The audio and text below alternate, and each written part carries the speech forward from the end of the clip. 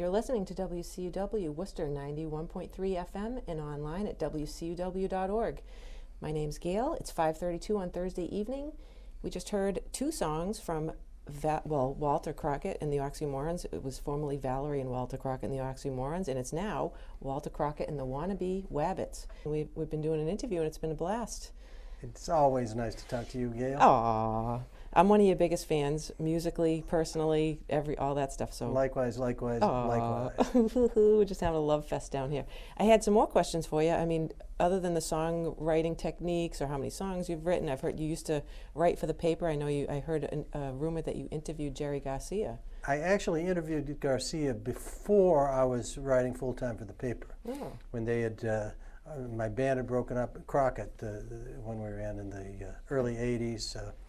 And that band had broken up, and they had me doing some reviews of shows and things like that. And Garcia was in town. I got a friend who knows him, and he hooked me up. I went down and interviewed him. How was that? It was strange. You know, he's very small. He came bouncing into the room at one point, and I was pretty nervous. I had my tape recorded there, put out a bunch of lines, asked me if I wanted to do some, and I said, no. No. It probably would have been. I probably would have had a heart attack on the spot. Yeah. Because I'm sure he had a high tolerance. But I didn't want to be crazy for my interviews. Yeah. So good thinking. Kept your head on straight. That's right. Yeah. So we talked for a long time, and then all of a sudden, he was out of the room. Like even before I knew it. Yeah.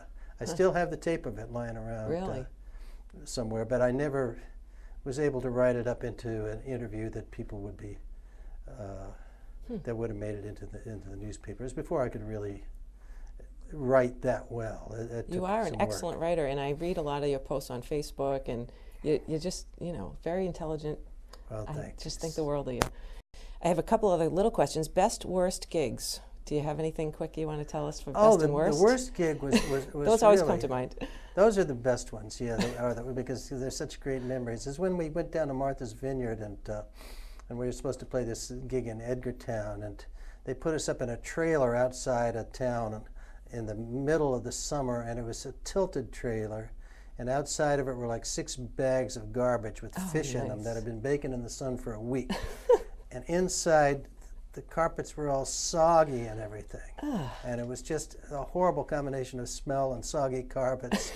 And then, I think this was the same time that we got there, and instead of getting a guarantee, we were getting the door, but there was no advertising, so we didn't make any money. Oh, awesome.